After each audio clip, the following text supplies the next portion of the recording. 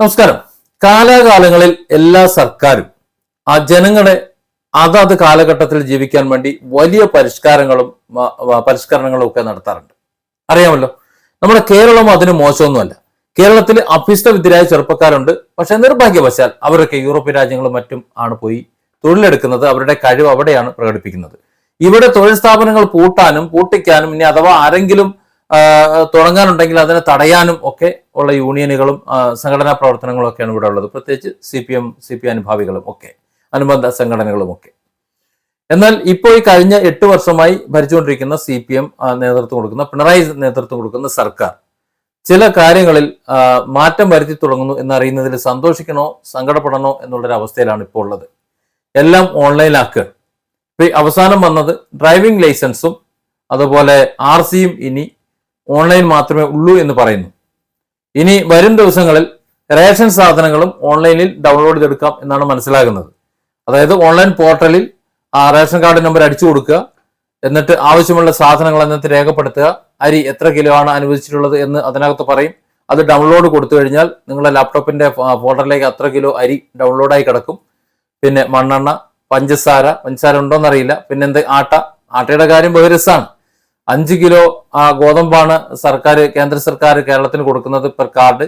ആ കാർഡിൽ 2 കിലോ ഗോതമ്പ് അടിച്ചു മാറ്റി അത് പൊടിച്ച് പാക്കറ്റിലാക്കിയിട്ട് ആട്ടയാക്കി 14 രൂപ റേഷൻ കാർഡ് ഉടമകളിൽ നിന്ന് വാങ്ങി അത് കൊടുത്തുകൊണ്ടിരിക്കുന്നു. അങ്ങനെയുണ്ട്. കുറെ പ്ലാസ്റ്റിക്കിന്റെ ഒരു ഉൽപ്പന്നം കൂടി വീട്ടിൽ അധികമായി എത്താൻ സഹായിക്കുന്നു. ഇങ്ങനെ കുറച്ച് കാര്യങ്ങൾ.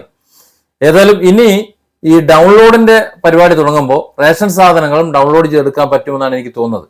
കാര്യം അരി റേഷൻ കടയിൽ സ്പെഷ്യൽ ആകുമ്പോൾ ഓണമൊക്കെ ആകുമ്പോൾ 15 കിലോ അരിക്ക് കിട്ടുമെന്ന് പറയുന്നുണ്ട്. അപ്പോൾ 15 കിലോ അരി ഡൗൺലോഡ് ചെയ്യാം. പിന്നെ പഞ്ചസാര ഡൗൺലോഡ് ചെയ്യാം, അതേപോലെ പച്ചരി ഡൗൺലോഡ് ചെയ്യാം, മണ്ണെണ്ണ ഡൗൺലോഡ് ചെയ്യാം. ഈ ആട്ടയും ഇനി ഓൺലൈനിൽ നിന്ന് ഡൗൺലോഡ് ചെയ്തെടുക്കാൻ പറ്റും. അങ്ങനെ ഡൗൺലോഡ് ചെയ്ത് ഉപയോഗിക്കാൻ പറ്റുന്ന ഒരു സിസ്റ്റത്തിലേക്കാണ് പോകുന്നത്. അതിന്റെ മുന്നോടിയായിട്ടാണ് ഇവിടെ ഈ ഡ്രൈവിംഗ് ലൈസൻസും RCയും ഒക്കെ പ്രിന്റിംഗ് നിർത്തുന്നത് എന്നാണ് മനസ്സിലാകുന്നത്. എനിക്ക് മനസ്സിലാകാത്തൊരു കാര്യം, കേരളത്തിൽ നമുക്ക് ഈ ലൈസൻസ് മതി, ഡ്രൈവിംഗ് ലൈസൻസ് എന്ന് പറഞ്ഞാൽ കയ്യിൽ വേണ്ട, മൊബൈലിൽ കാണിച്ചു കൊടുത്താൽ മതി, ഡൗൺലോഡ് ചെയ്ത് സൂക്ഷിച്ചാൽ മതി, അല്ലെങ്കിൽ നമ്പർ കാണിച്ചു കൊടുത്താൽ മതി, അല്ലെങ്കിൽ ഡിജി ലോക്കറിൽ കാണിച്ചു കൊടുത്താൽ മതി എന്നൊക്കെ നമുക്ക് പറയാം. സമ്മതിച്ചു. ആധാർ പോലെ, അതിന് എക്സാമ്പിൾ പറയുന്നത് ആധാറിനെയാണ്. ആധാർ ഇന്ത്യയിൽ നമ്മൾ കൊടുക്കുന്നുണ്ടല്ലോ. അപ്പോൾ ആ ആധാർ കാണിച്ചു കൊടുക്കുമ്പോൾ അത് മതി, നമ്പർ ഡൗൺലോഡ് ചെയ്തെടുക്കാൻ കഴിയുന്നുണ്ട്, നമ്പർ കൊടുത്താൽ മതി, എല്ലാം ഓൺലൈനാണ് എന്നാ പറയുന്നത്. പക്ഷെ എനിക്ക് മനസ്സിലാകാത്തത്, ഇത് വിദേശ രാജ്യങ്ങളിൽ ഈ ആധാർ അവർക്ക് വാലിഡ് ആണോ? നമുക്കാണല്ലോ ആധാർ. ഇന്ത്യയിൽ എല്ലാവർക്കും ആധാറാണ്. വിദേശത്തുള്ളവർക്ക് അത് മറ്റൊരു ഡോക്യുമെന്റ് പോലെ വെറും ഒരു ഡോക്യുമെന്റ് മാത്രമാണ്. പാസ്പോർട്ടിന്റെ വാല്യൂ ആണ് അവിടെ വരുന്നത്. അങ്ങനെ വരുമ്പോൾ ഇന്ത്യൻ ഡ്രൈവിംഗ് ലൈസൻസ് ഉപയോഗിച്ച് ഡ്രൈവ് ചെയ്യാൻ കഴിയുന്ന മറ്റു രാജ്യങ്ങളുണ്ട്. അതുപോലെ ഇന്ത്യയിലെ മറ്റ് സംസ്ഥാനങ്ങളുണ്ട്. അവർക്കൊക്കെ ഈ കോപ്പി കാണിച്ചു കൊടുത്താൽ മതിയോ? വിദേശ രാജ്യങ്ങളിൽ കോപ്പി കാണിച്ചു കൊടുത്താൽ പോരാ എന്നാണ് എനിക്ക് തോന്നുന്നത്. അവർ ലൈസൻസ് തന്നെ എടുത്ത് കാണിച്ചു കൊടുക്കണം, അതും ചിപ്പുള്ളത്. ഈ അടുത്ത കാലത്ത് കുറെ ബ്ലോഗേഴ്സ് നോർത്ത് ഇന്ത്യയിലേക്ക് പോയപ്പോൾ അതും ഈ കേരളത്തെക്കാൾ എത്രയോ സാമ്പത്തികമായി അധോഗതിയിൽ കിടക്കുന്ന, സാമ്പത്തികമായി ഒരുപാട് അടിയിൽ കിടക്കുന്ന ആ ആൾക്കാരുടെ ഡ്രൈവിംഗ് ലൈസൻസ് ഒക്കെ നല്ല ചിപ്പ് വെച്ച് അതിമനോഹരമായി പ്രിന്റ് ചെയ്ത് കൊടുത്തിട്ടുണ്ട്. ഒന്ന് സ്കാൻ ചെയ്താലോ അല്ലെങ്കിൽ ബന്ധപ്പെട്ട മെഷീനൊക്കെ ഒന്ന് ഉരച്ചു നോക്കിയാലോ ഒക്കെ അവരുടെ സകല ഡീറ്റെയിൽസും കിട്ടും. നമ്മളിപ്പോഴും ഇവിടെ ഒരു ഫോട്ടോസ്റ്റാറ്റ് എടുത്തിട്ട് ഒന്ന് മടക്കി ലാമിനേഷൻ ചെയ്ത് കൊടുക്കുന്നു. പിന്നെ ഇപ്പോ ഈ 15 രൂപയ്ക്ക് അക്ഷയയിലും മറ്റു ഭാഗങ്ങളിലും PVCയിൽ പ്രിന്റ് ചെയ്ത് കൊടുക്കുമല്ലോ, അതേ രീതിയിൽ ക്വാളിറ്റി ഇല്ലാതെ പ്രിന്റ് ചെയ്ത് കൊടുക്കുന്നു.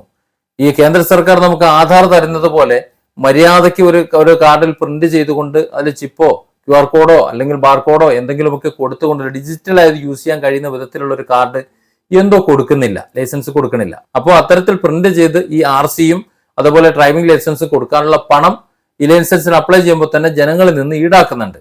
അങ്ങനെ ഈടാക്കുന്ന പണം പുട്ടടിക്കാനായിട്ട് കൊടുത്തു എന്നാണ് മനസ്സിലാകുന്നത്. കാരണം ഓരോ RTO ഓഫീസുകളിലും അവിടെ വരുന്ന ഡ്രൈവിംഗ് ലൈസൻസ് അത് പ്രിന്റ് ചെയ്ത് കൊടുക്കാൻ പറ്റുന്ന മെഷീൻ വെക്കുന്നതിന് വളരെ കുറഞ്ഞ പൈസ മതി. പക്ഷെ അത് പുട്ടടിക്കാനും അടിച്ചു മാറ്റാനും കമ്മീഷൻ അടിച്ചു മാറ്റാനും പറ്റില്ല എന്നതുകൊണ്ട് അത് പുറത്ത് മറ്റൊരു പാർട്ടിയെ കൊണ്ട് പ്രിന്റ് ചെയ്യിക്കും.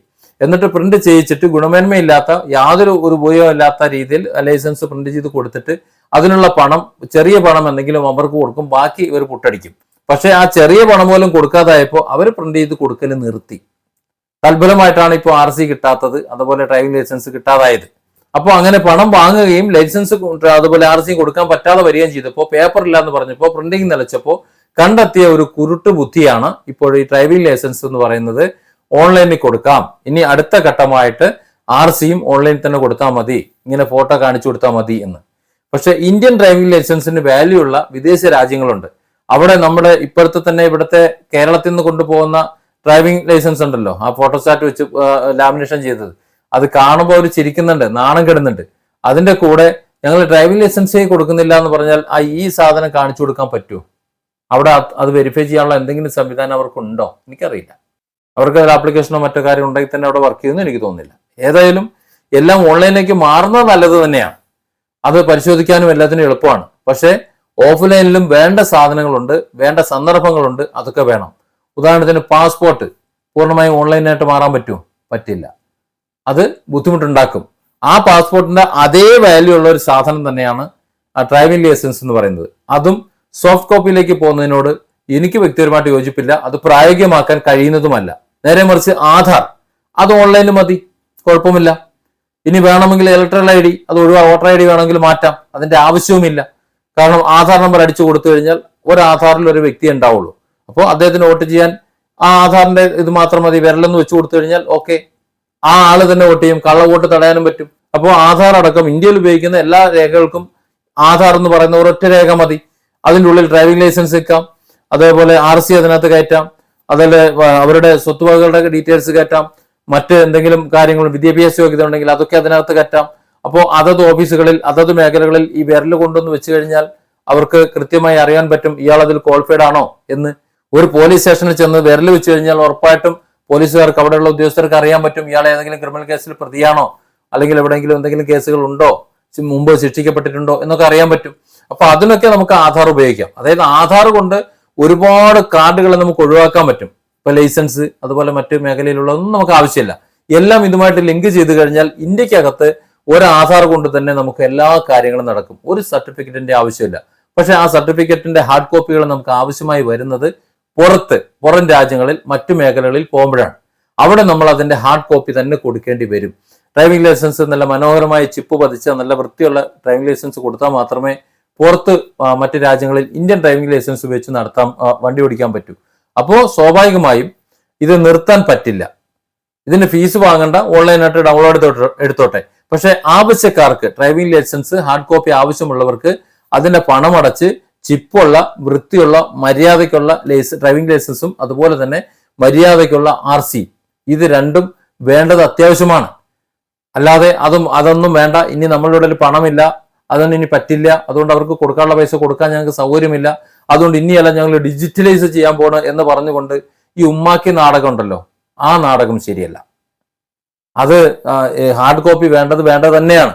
ഇന്ത്യക്കകത്ത് മാത്രം ജീവിക്കുന്ന പൊട്ടക്കുളത്തിലെ തവളകളായിട്ട് ജീവിക്കാൻ വേണ്ടി വിധിക്കപ്പെടുന്ന ഒരു വിഭാഗമാണ്, അല്ലെങ്കിൽ കേരളത്തിനുള്ളിൽ മാത്രം ജീവിച്ചാൽ മതി എന്നാണെന്നുണ്ടെങ്കിൽ ഇതൊക്കെ തന്നെ മതി. പിണറായി പറയുന്നതിന് അല്ലെങ്കിൽ ഗതാഗത വകുപ്പും ഗണേശകുമാറും ഒക്കെ പറയുന്നതിന് ഒരു അർത്ഥമുണ്ട്.